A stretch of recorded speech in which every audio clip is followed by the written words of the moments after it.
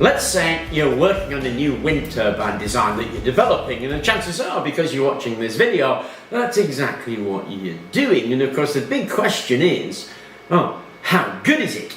And if your answer is, well, it's the number of amps that it outputs, then you're in serious danger of throwing out the baby with the bathwater, because a wind turbine, remember, is composed of three main parts. There's the wind capture device itself, then there's often a gearing system, and then there's often a generator that turns that rotation into the electrical energy that you're after.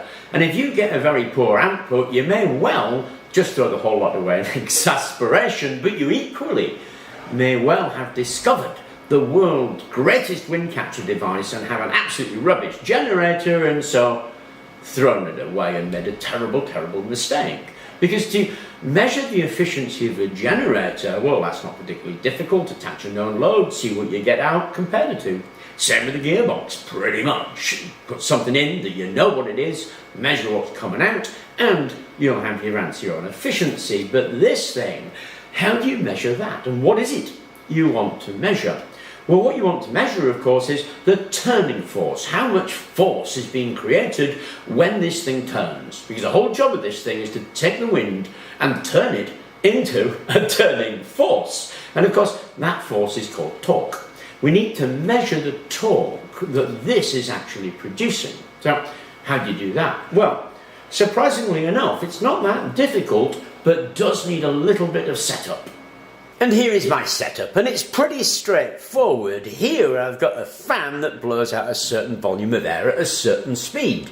Here I've got a cradle, so when I put my new wind turbine design in, the wind turbine will be held here.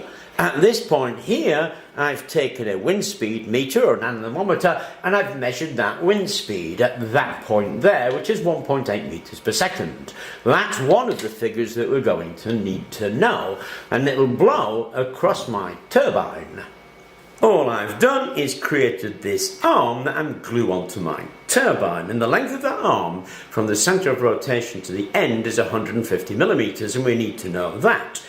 Glue it onto the end of your turbine, it's like that, and then it fixes in the axle there, and of course we'll press on the weighing scales here. Now the angle is another thing that we need to know, and in my case it's 45 degrees, because of course the force is acting directly along that line to the centre of the earth, which is gravity. Here we're making an angle to that, and we need to know that angle. When the fan's turned on, of course, the wind will blow, and it will try to turn that, and that will press on these scales, and we can measure the weight of what's being pressed, and that's another figure we need to know. So we need to know the angle, the length, and the grams that is being pressed there, and the wind speed that this is actually creating. And what we're measuring is static torque. It's static torque because there's no actual rotation. You can think of it as a stalled condition. It's the kind of the maximum torque that can be produced, but stop it rotating. Dynamic torque is where there is always rotation and change in speed as it rotates. So we're measuring static, not dynamic, but it can be an indication for us. So that's it set up. Turn on the fan, read the grams.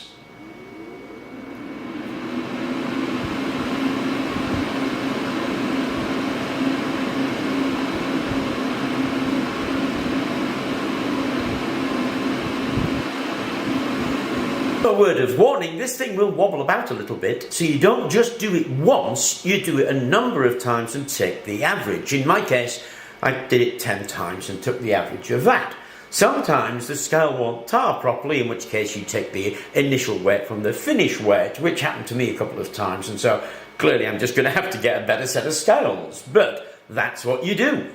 So we got roughly 1.6 grams. Unfortunately, we need force. Fortunately, that's actually really easy. You just take mass in kilograms and multiply it by gravity in meters per second squared, and you get the force in newtons. So in our case, we take 1.6, multiply it by 9.8, and divide it by 1,000, because we measured grams, we want kilograms, and we get roughly 0.016 newtons, and that was the force applied at the end of this lever arm. So, how do we use that to calculate torque?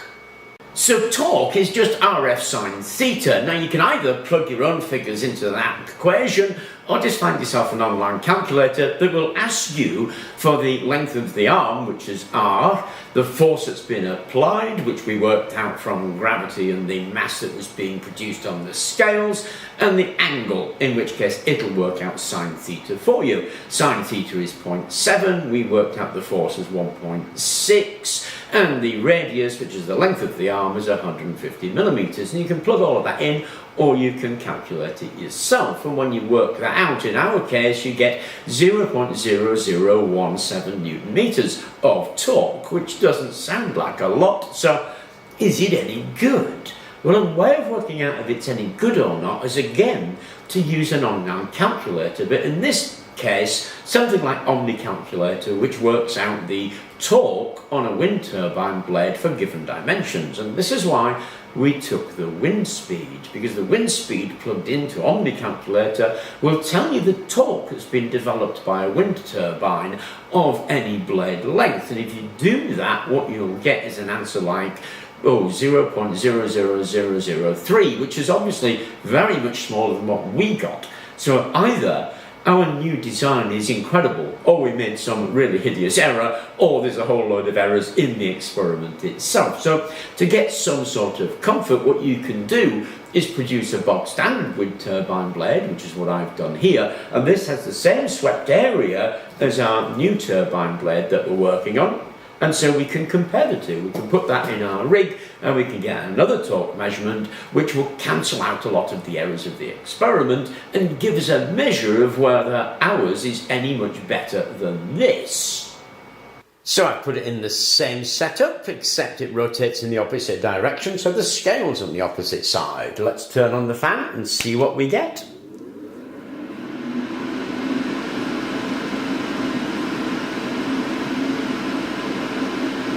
So we got about 0.8 on that and about 1.6 on that. Now, don't go away with the idea that this is definitive. It isn't. I mean, there's a lot of things wrong with what we did, and we really need to repeat it all again much more carefully. But then, of course, these are models, and so any error in this will compound along the line. A small error might be a big error when you get to the larger version, so you have to be kind of circumspect to a little degree, but it does give you an idea that what you're working on is probably worth pursuing, and in this case it looks very interesting for sure. When we get to a larger scale, obviously we'd need to measure it again and again and again. Now, this is a lashed together home system for taking those essential bits that we need, and those essential bits that we need are the length of this rod, the angle it makes with the line to the centre of the earth, and the force that it applies on the scale. With those, we can calculate torque. Be a bit careful about the torque calculation you come out with, but it will give you a clear idea of whether what you've got in your hands is worth pursuing, any good or not. So I came across a toy recently.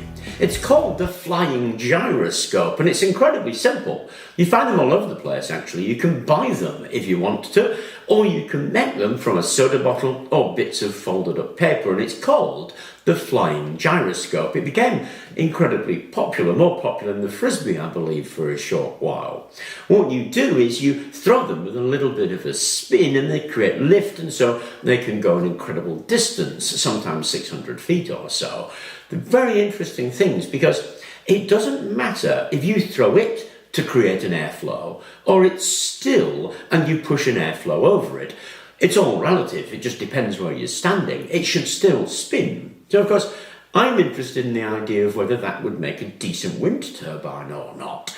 So what I want to do is investigate that to find out if the Flying Gyroscope is any good at being a wind turbine. So, of course, the first thing to do is to create a model of it, and I turned to Tinkercad. And the first thing I came across was this, an NACA 2414 airfoil, which I want. I got it from Thingiverse, from Fungo 28408, and downloaded that file. So once we've imported it into the work plane, we can see there's our NACA airfoil with the airfoil running that way around. Now we've imported it, we need to re-export it immediately, but this time as an SVG file. Now what we do is go to the search bar and type in SVG. and it will pull up this particular shape called SVG revolver.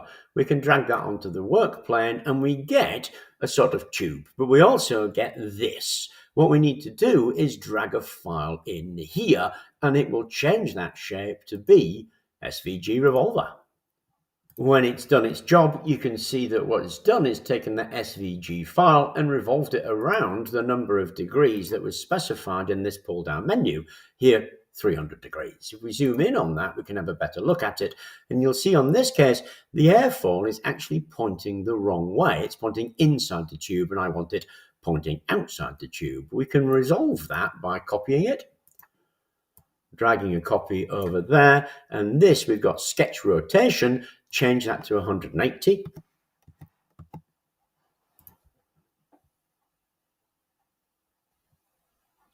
And you'll see that it's actually changed the way the airfoil is actually pointing. Now, of course, it's pointing downwards, so we need to flip that around. And if you like, this one's pointing inside, which we can see there, and this one is pointing outside, which we can see there.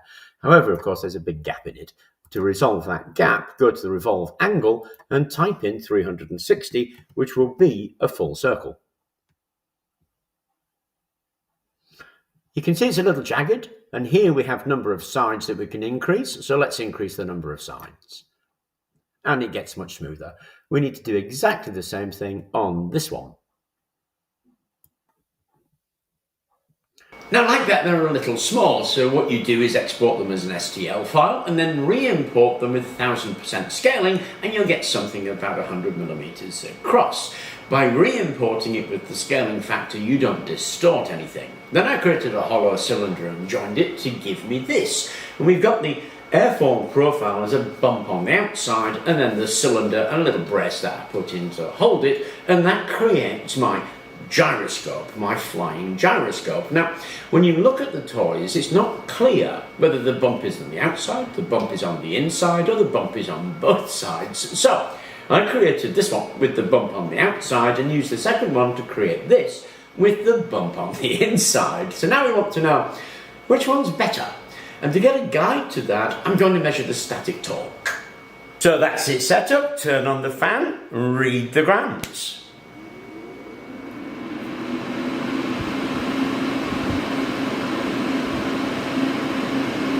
So with the bump on the outside, the measurement I got was 1.6, and with the bump on the inside I got 1.2. So it seems like bump on the outside is a little better, but it's a bit equivocal with that test that I did. Anyway, this is not something that is unknown. Actually, these kind of ring-shaped wings have been used in aircraft before, with a few prototypes being made, because they do have benefits. One thing that they do is they reduce the lift-induced drag. Of course, everything is a trade-off, and there's another kind of drag called parasitic drag.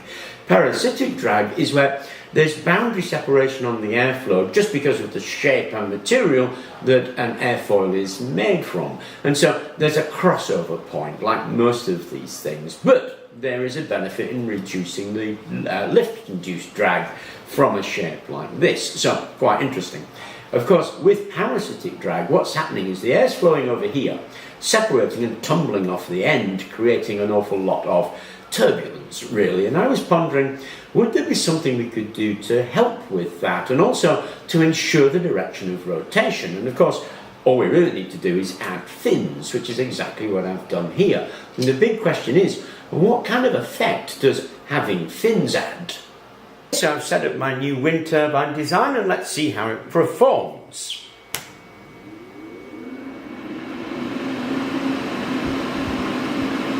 Oh wow.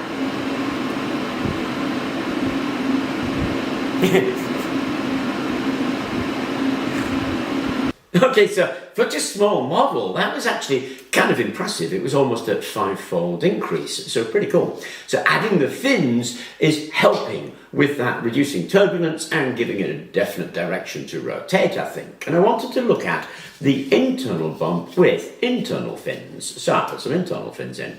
This performed worse than this. This was only about 4 times, this was 5 times. So this produced worse output than this did. However, when we look at this and getting this into a form that would be a functional wind turbine, there's a lot more that needs to go on with this than needs to go on with this, because this is just a cylinder. What we could do is put our magnets right around here, surround it by a coil, and we have an integral wind turbine. So this will be very much easier to use. Equally, of course, if we want to hang this up, I'm thinking of the wind wall, where we just cut a load of holes in a board and slot that in the board, then that's going to be really easy to make this into a usable wind turbine. So this, to my mind, actually has more going for it than this, because very often maximizing output is actually not what it's about. What you want is output at a low cost. The more complicated you make something, the more it's going to cost. So with little jutty out parts, that's going to be quite hard. Little jutty in parts, that's going to be much, much easier. So that's the one I'm going to favour.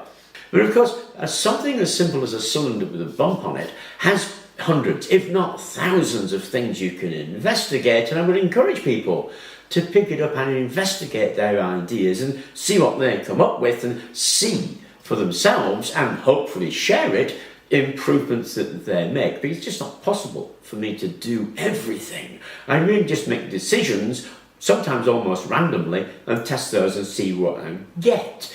But in part of our investigation, what we discovered was if you put fins on the inside, we got another bit of oomph from this simple cylinder. And of course that immediately makes you think, well, what should those fins be like? What shape should they be? What kind of orientation should they have? What kind of arrangement? And I like the Archimedes screw, not for any particular reason, I just happen to like it. So all I did was take that design and stuff it in my cylinder with a lip on the inside. Expectation, we'll get a bit more oomph out of it than we would if we just used the Archimedes screws. I don't know if that's true, but we're going to see. Now, I've put a lot of indents around the cylinder here that you can see, and I'm going to put some magnets in there. So when I put that in the framework and make it spin, of course what I've got is a spinning magnetic field. If I put a coil around there, I have an integral generator. So what I did was I designed this on Tinkercad, and it's surprisingly only a few major parts. There's only 4. There's the cylinder, of course, with its Archimedes groove turbine in the centre of it. Then we have the bed, which is this huge thing here. Then we have a top for the bed. Now, there are a couple of things to notice about this. One, I've put this front end on. This front end is, in fact, a parabolic cone that's been chopped off square to help guide the wind in. And then in the centre there, we've got some bearings, and these bearings are skater bearings, but you could equally put rollers in there. They just guide the cylinder as the cylinder is going round, keeping it in one place. And of course, there's a top that'll take bearings that go on top to hold that cylinder in one place. Now, something surprising happens. I suppose it's surprising.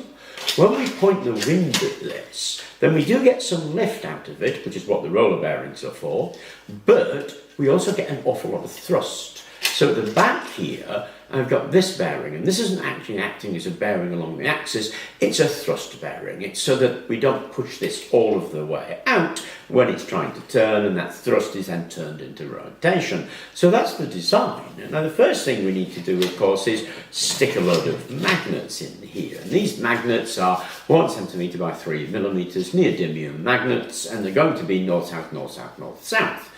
The reason for choosing those magnets? I've got them. Half the time, as I say, I just choose these things randomly, and when people are experimenting and think we can make a better design, they're probably right. In fact, they're 100% right, but I would encourage them to give it a go and make their design and see how their design works. Okay, let's stick some magnets in here. So they're just in a north-south, north-south pattern and held in with superglue, which is fine for something like this. If you have a favourite pattern, like a Halbach array for instance, knock yourselves out. The next job we need to do, however, is to put the bearings into the top and bottom cradle, and for that you'll need to have printed out 4 of these. These are 8mm by 80mm that hold the bearings in place. You take one of your rods and a washer. This is an 8mm washer, and the reason you would do a washer is because the bearing has a little lip on it. If the bearing moves and presses against the side of the housing, it will catch. With the washer will press on the housing and press on the inner race of the bearing, and the bearing will still continue to turn. So you pop your axle through there, pop a washer on, pop a bearing in, put another washer on the other side, and continue through. Now it's a little bit of a jiggle around to get those washers and bearings in, but they go in place. Once you've done that for the top, you need to repeat it for the bottom, but the axles feed in only from that point there, and then pop your thrust bearing in there. The next bit you're going to need is this bit, which is the coil holder, and it has a way up. One of the lugs pokes beyond the end of the plate there, and that will be the bottom. Now I've done lots of videos on how to wind serpentine coils, and if you're unsure about them, refer to those videos. The wire, well, it's basically as thin as it can cope with the amount of amps you're going to put in there, and as much wire of that kind that you can cram in there, the better. And that's about all there is to it. You wind one big coil and then wrap them around those lugs. So when you've wound your coil and got it on there, it slots in the back like that. And then the rotor goes in, and it goes in now, otherwise the magnets will actually stick to the bearings and you won't be able to get it in. So you pop the rotor in and then pop the top on.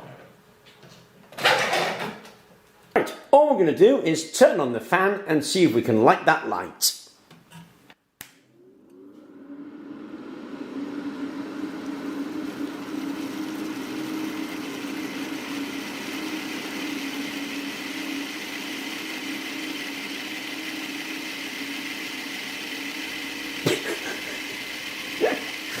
That's really awesome. I mean, it may not look like much, but that's a tiny wind turbine. Okay.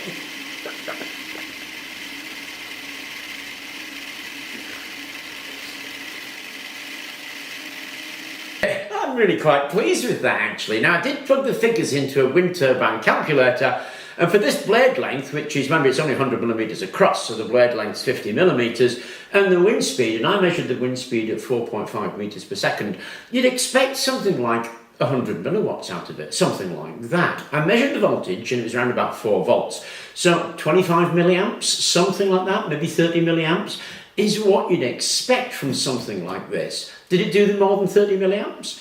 Well, I imagine it did, actually. I'll have to measure it, but it looked, from the intensity of the light in that bulb we were lighting, like it was doing a bit more than that. Either way, it did really well for something I've cobbled together. Now, I'm not 100% happy with the design. So, for example, the coil juts out here a little bit, and I'd like it to be a full enclosure. So all you see is the white brick. And the reason I want it as the white brick is because there's 2 ways to scale this up. One is just to physically make it bigger.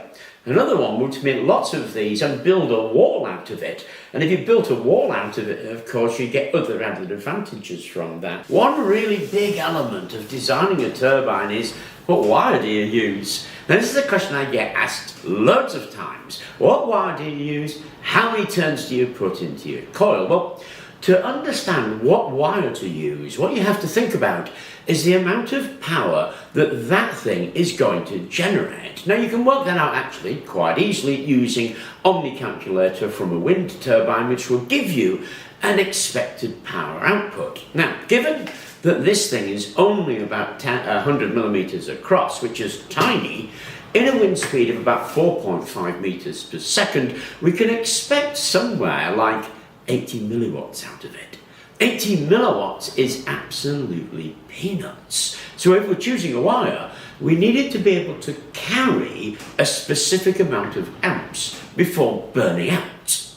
Now, you can actually calculate the voltage if you want. It's Faraday's law of electromagnetic induction. If you want to calculate the volts, then you usually need to differentiate it for any instance of time, and you can get the voltage that will be generated in a single turn of wire. Of course, that's quite long-winded. You could otherwise do exactly what I did, is make a coil pretty much randomly. This is fairly thick wire with 200 turns on it. The thickness of the wire has no part to play in voltage generated. It's just the length or the number of turns which will give you the volts generated. Now we put this in a wind speed of 4.5 meters per second. We got about 4 volts. We have 200 turns. That means it's round about, I think it's at 0.2 or 0.02 volts per turn. But it's a fixed number of volts per turn. So we know how many volts will be generated in a turn because we did a quick experiment on it. Now, with all the best will in the world, we are never going to generate more power out of a machine than is going in. The wind turbines are pretty much easy to calculate. We know that we're going to get round about 80 milliwatts, and we're going to generate round about 4 volts because we've got 200 turns. Let's say I put that into a generator. The amount of amps I'm going to generate, is going to be small. It's going to be around about 4 or 5 milliamps, 5 I think, and that's going to mean that we can pretty much use any wire we want. We'll increase the voltage by the number of turns. Again, the thickness of wire has no impact at all. The thickness of wire only impacts the current carrying capacity, and in this case we're going to be generating about 5 milliamps, so we want a wire that'll be able to carry 5 milliamps. So given that we want as much wire as possible, a very thin wire that's able to carry 5 milliamps is going to be an awesome wire. So I chose 32 gauge SWG, which is rated around about 300 milliamps, and that is hair thin. Being hair thin means I can put a lot of turns, and so I made this out of 32 SWG, and there's 1,000 turns on this wire, which means we're going to get something round about 20 volts out of that.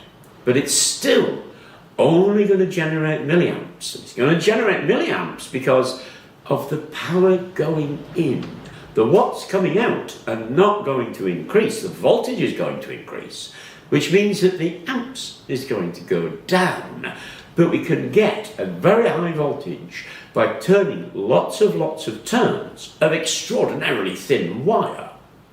Now for these chunkier wires, I've been using almost exclusively this coil winding assistant right here, which was designed by my friend Peter, you know him as Grendel. I'll put the link to this in the description below should anybody want to use it. It is awesome, hey? Now it can take thicker wire, but hair thin wire becomes an absolute pain. And what you do is press it and just wind the wire around. But if you're going to do 1,000 turns, that's going to be a pain. And its ability to handle hair thin wires is also somewhat limited because they snap. It's very difficult to handle those wires with anything that's particularly brutal. You need something a bit more delicate and something that we can wind around a bit more quickly and a bit more accurately, because we've got to do 1,000 or 2,000 turns. You really don't want to be doing that 1, 2, 3. So what I did was came up with this here. It's a very basic machine, and you can see it's loaded with my hair thin 32 SWG right there. And here is the Tinkercad design for it. Now I did a mixed job on this because I have a laser cutter and flat plates are really quick to cut on a laser, but you could 3D print it and the assembly is pretty obvious. This is the carriage that carries the coil. Now I've made everything to fit, so you'd have to make that carriage adaptable or to the coil size that you want. The guide itself is this section here, and you can see that the wire goes through these 2 holes to the centre of that spindle. Now normally, when you're doing something like a coil winder, you have a sort of worm screw that guides the wire up and down. Here, because we're winding a serpentine coil, which is basically a big old circle, we don't need that. We just need it to hold to the centre, and that's exactly what that does. This takes this. This is the coil former. That just turns round and round and round. The coil gets laid in that step there, and these gaps are so we can put some tape on. On this top lip here, we've got a little square that engages there so that it's engaged in the right way, and you'll see these little lips. They're 5mm, this is 10mm. What that does is stops the wire going down here and getting caught. We mount that onto the machine. So those two sides just clip together and the whole thing goes on here, which is an 8mm bolt about 30mm long, and it's going through a 22mm skate bearing to give it a pivot. And we stick that on there, and then spacer and nut.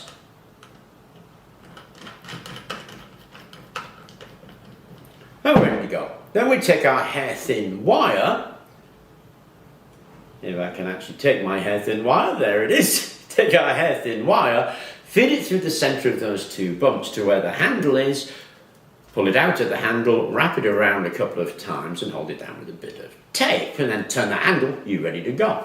This will turn quite quickly, and in fact you can get an overrun. So if you rest your finger on there to give it a little bit of resistance, you'll have much more control as you turn that handle. Now, this obviously is a fixed size, and we like to think that we'd want infinite variability. Actually, when you're designing things, you don't. When you're designing things, you tend to choose sizes that are fixed. So this, for example, it's 100mm diameter, and we all do that. We maybe 100, maybe 150, maybe 200, but it's extremely rare to do something like 139.8976. You just don't do it that way. So, in fact, these wheels don't need infinite variability. And the way I make generators means I'm only ever going to need maybe 3 or 4 sizes of a wheel. But an interesting adaptation would indeed be to make this so that it could slide up and down maybe, and you would have the same wheel that you would set for the sizes that you want. Another thing would be a counter would be really good. I may put a counter on it actually, and maybe a little tensioner on there rather than tensioning it with my finger. But as a basic machine, that is the basis of it, and all we then do is turn that handle. When you've wound it 1,000 times, what you do is the gaps in there will have wire, and you wrap ordinary electrician's tape around it to hold it together, take off the top and peel off your coil, and then crenulate it into these little castle shapes. And that is our serpentine coil that fits perfectly on our generator coil holder. Now, to work out how big this coil actually had to be, all I actually did was take 19mm, which is the width of the electrician's tape, plus 15mm, which is centre to centre, and multiply by 16 because that's the number of magnets I've got, and therefore the number of lugs and the number of these arms that I need. And that gave me the exact size to create that wheel. Now, of course, because I always make generators at about 100 across, and I usually set the magnets at 22 degrees, I'm never going to have to change that, and I can wind these perfect coils. So, to recap, if you want to know how many turns and how thick the wire should be in a generator that you're making, the first thing you need to know is the expected power output in watts. Then you need to know the volts per turn. Set your voltage to what you think is reasonable. I did 20 volts because of other stuff I'm going to do with it. And that will give you the number of turns, the power out, and you can calculate the amps from that to give you the thickness of the wire that you actually need. Now, those are all rules of thumb. Remember, it's a wind generator, so it will vary, and so you do need to take that variance into account by making it slightly thicker than you would originally think. So as I say, I'm expecting 5 milliamps, but I have 300 milliamps carrying capacity, so plenty of variance. And if you want it any more accurate than that, you're going to have to get into the math of it a little bit more. But as rules of thumb, it's a good way, I think, a guide to follow to create the thickness and number of turns that you're going to need in order to create a generator. Now, this is what I'm thinking of the final version of this. It's called the wind cube because it is a cube. It's 150 by 150 by 150, and you're able to stack them up to build a wind wall, which is pretty much what I wanted it to be able to do. And it's different to the earlier prototype, and it now has a full case. But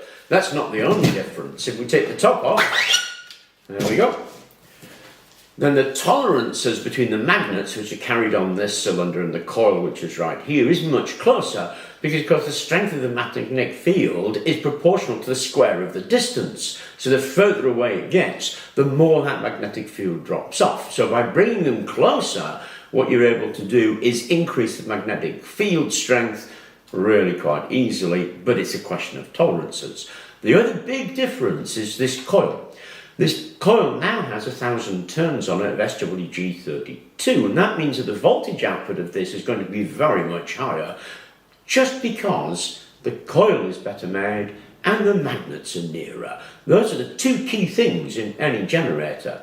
What we're going to do is look at how we would make that output into a usable input for something else, because of course all of these style of generators produce an AC, and AC is not tremendously useful when it comes to these kind of things. What you really want, if you're going to charge batteries for example, is DC. Okay, so I've got it set up in the same way that we did with the previous video. We're just going to turn the fan on and see what happens. The fan blows at about 4 meters per second here because that's the average wind speed in the UK. But this is so sensitive that if I just spin that by hand, see, 2.5 volts, 5 volts just by hand. Anyway, let's turn the fan on.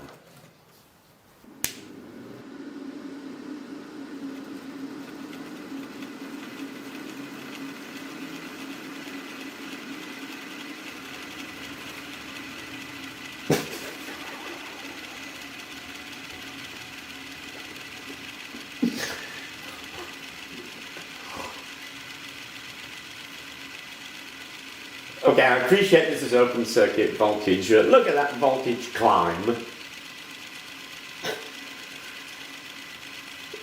And that is just the result of winding more windings on the coil and making the magnets closer.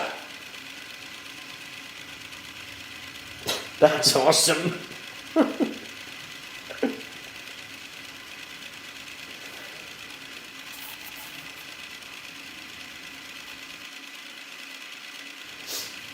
Okay, that's enough of that.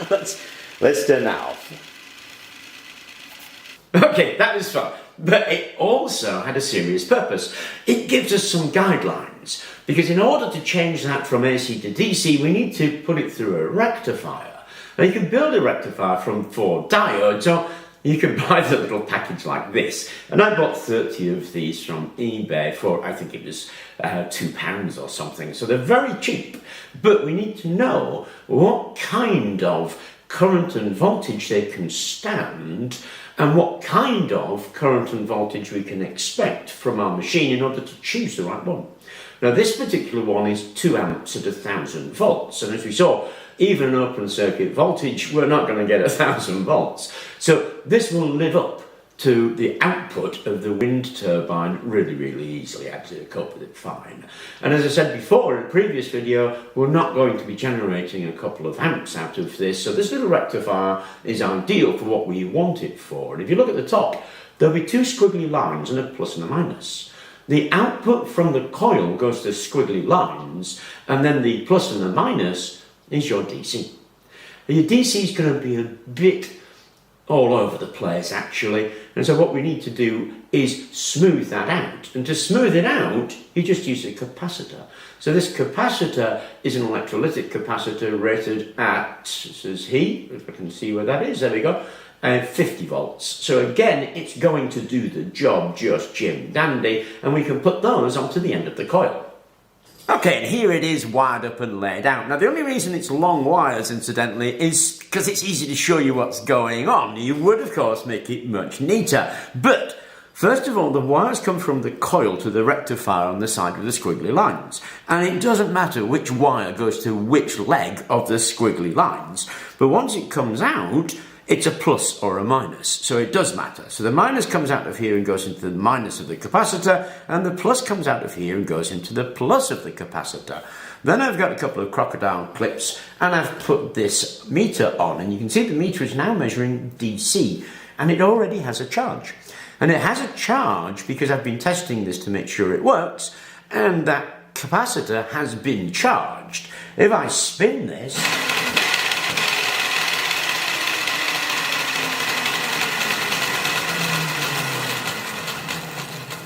we see the charge go up, and then it drops slowly, and that's what the capacitor is doing. The capacitor is storing that charge and feeding it back out slowly, and so it will last a lot longer, and that's what evens out the voltage that comes out of this thing. Okay, That was it. I mean, shockingly simple, wasn't it? But that was just the basics of what you need to do. You can make it more complicated if you want, but at the minimum, that's what you need to do in order to create the DC from an AC that's a relatively smooth DC.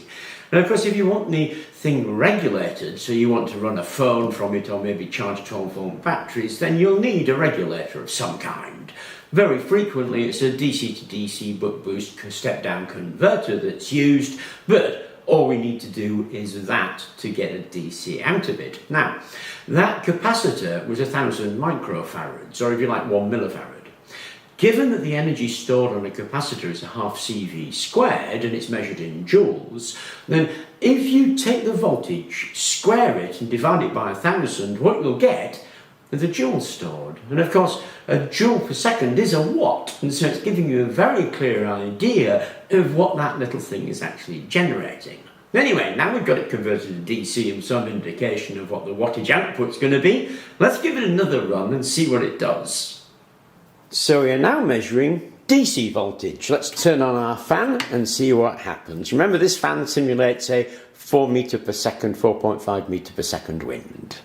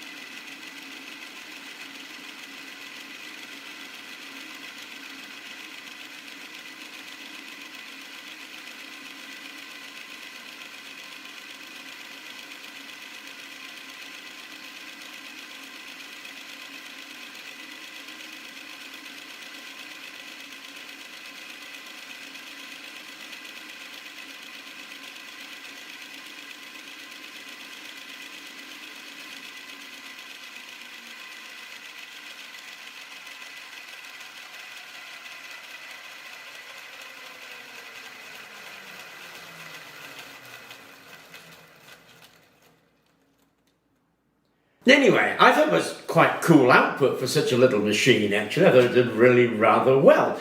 Now, the only reason it's like that is because I happen to like the wind wall concept and can see a use for it.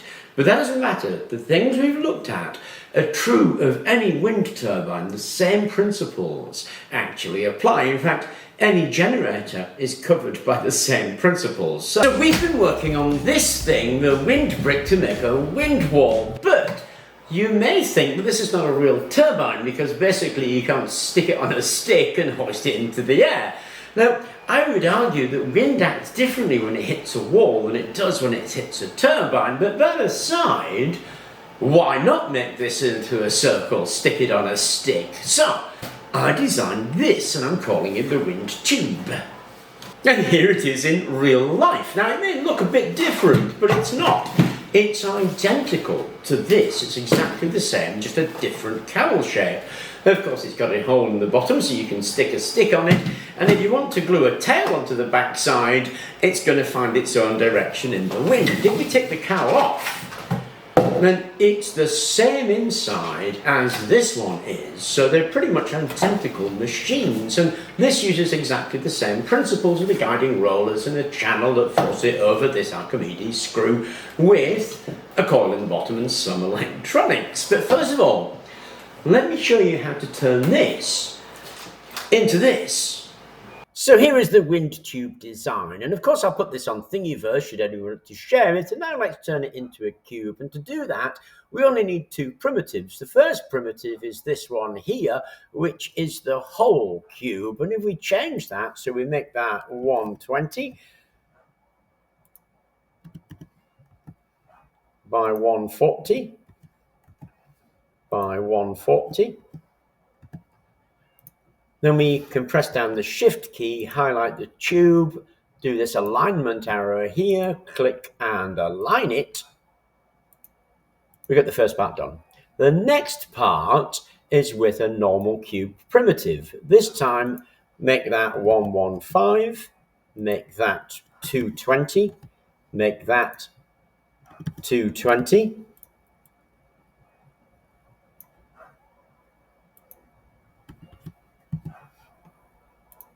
Again, hold down the Shift key, highlight the cube hollow, and then center to the cube hollow. Now we can hit the merge key and it will only deal with the two that we just highlighted. And if we get this shape, and we can make that shape into a hole, and now we can merge those two.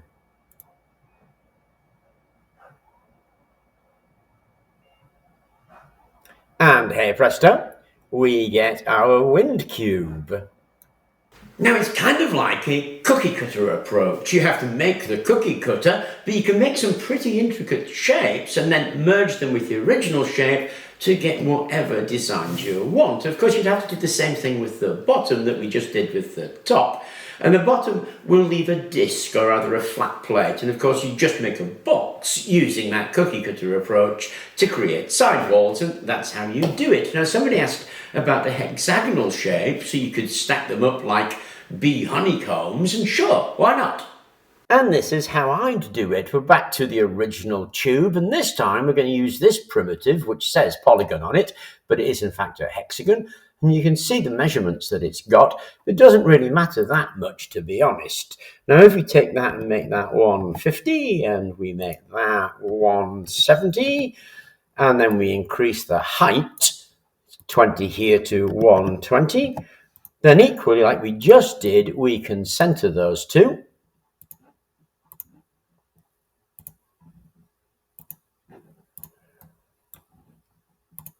Make that a hole.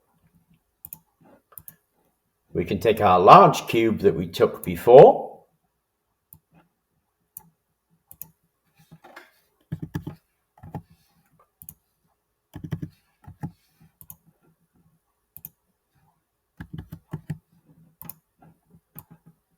and again center this one.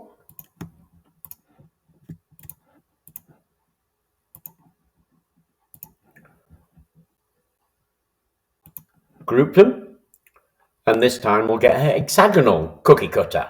Make that a hole, and group those. Hey presto, we've got a hex design. So there we go, hexes you can stack up like a honeycomb. Now, somebody mentioned, what about weatherproofing? Well, there's been a slight change in the design. This one here, when we first did it, I put the split here so we could lift one on top of the other. This one, you might have noticed, the split is here, so the cowl goes on like that. And what that does is it creates a kind of pan here. So once we put the coil in and the electronics, all you really do is fill that with potting compound, or if you like, a wax, like paraffin wax or something like that. And that, of course, will seal that from the weather, so it'll be 100% waterproof, which I thought was quite a cool adaptation. But there you go. This turbine is actually very adaptable to what you think is a good way of doing it, and I would encourage folks to do it. I mean, put this basic turbine on Thingiverse. If somebody wants this one, well, go for it. But if you want to adapt it, then cookie cutting is a really great way of adapting things to what you want it to be, and I would encourage you to do that. It's pretty simple. As you see, we just did this with two primitives that we put together to create the cookie cutter. Anyway, I thought I'd update you on that. I hope you enjoyed the video.